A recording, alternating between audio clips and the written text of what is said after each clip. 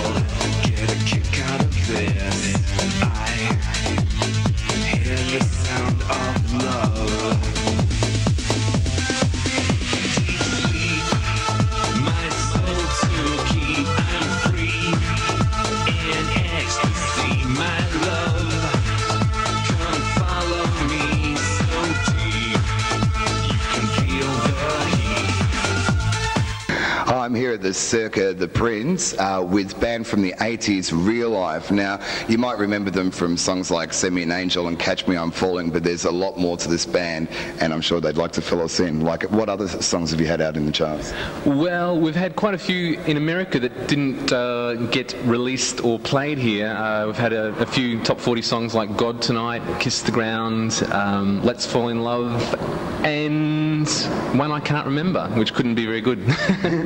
Babies? Babies, yes. Yeah, we had a song called Babies about in 1986, which actually banned by our own Australian record company because they thought the lyrics were a little bit too disgusting. So, but there was no swear words or anything, and it was a hit in America, which is very conservative. So yeah, America's usually more conservative than we are. Yeah, unless it's sort of violence, they're very unconservative. You know, that's why kids go and murder all their classmates. But if you show a body or say something slightly rude, they get, ooh, no.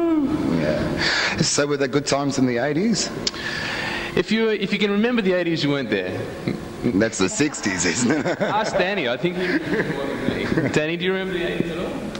I remember you losing your trousers once in a hotel in Germany, wasn't it? It must have been a good time for you. Funny you should mention that. We've actually bought that pair of pants along tonight. Actually, they looked just like this. It was a pair of leather trousers. I remember we're in Stuttgart and Danny's hanging out the window waving to me one morning. He was supposed to come out of the car and he says, "Oh, I can't come out. So some girl stole my trousers."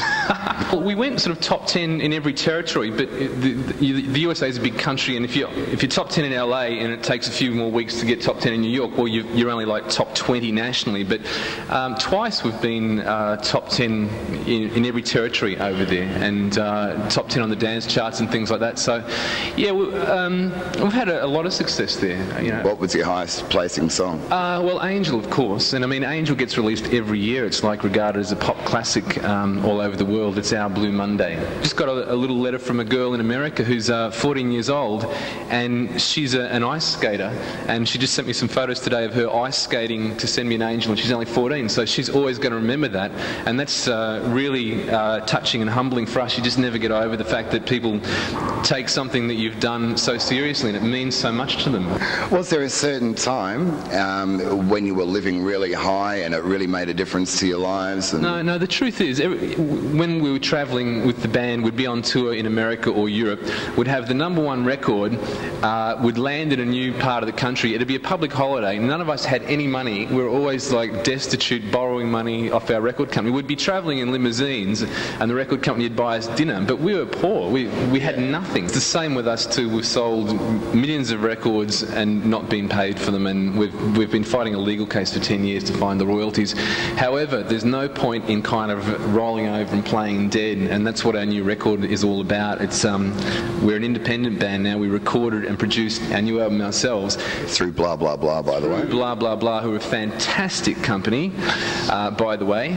And, this is to take control of our career for once and to just prove to ourselves that we're alive. And we kind of produced, recorded the whole thing ourselves. We recorded some things in small studios, recorded in cupboards.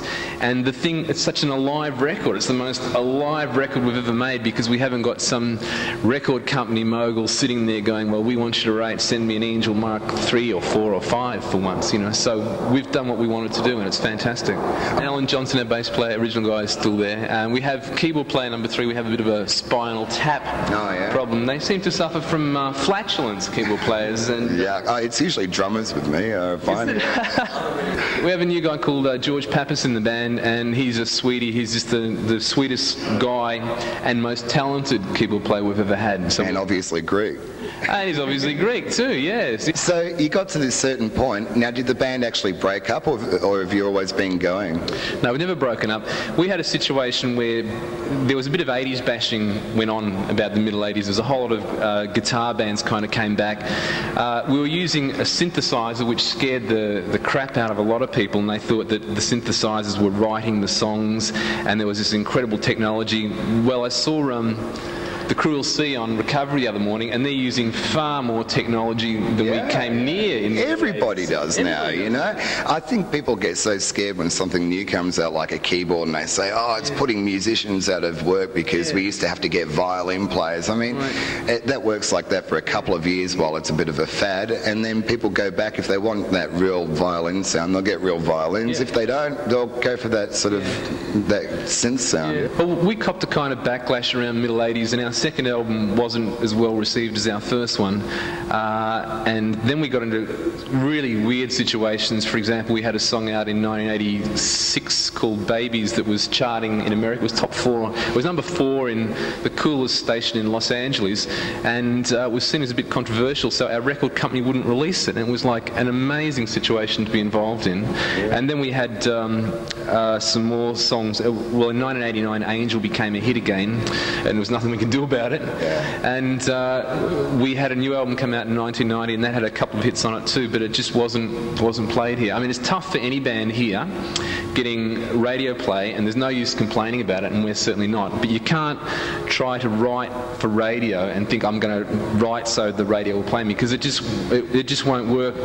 And you end up hating what you've done. When we were making this record, I never listened to it. We were recording. I didn't go home and listen to mixes. I just kept away from it.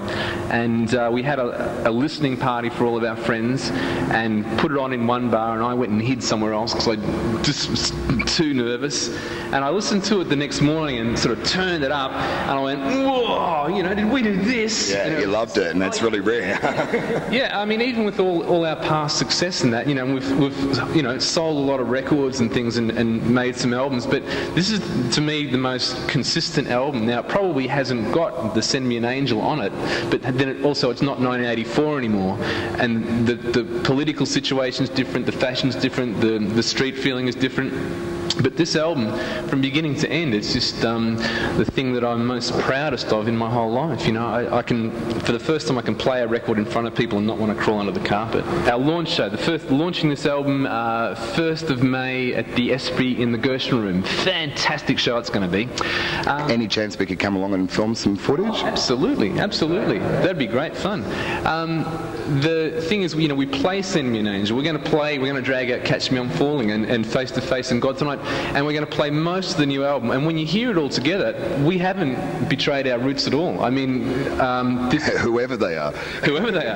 I mean, this is the 90s now, and when we were beginning in the 80s, we were seen as something radical and different, and we were. It was kind of a little bit cutting edge then, and now we've just kind of tried to move on.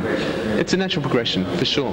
A good song is a good song. It's a good song that you can sort of do a metal version of it, or you can do an acoustic version of it, or you can do a dance version of it. It's still about melody and the way people emote to it, like when they come and tell you that story about their life, and you've kind of connected when people tell you that sort of thing. So it doesn't matter what genre it is, and best wishes to everybody except country and western. Hello, it's David Sterry here.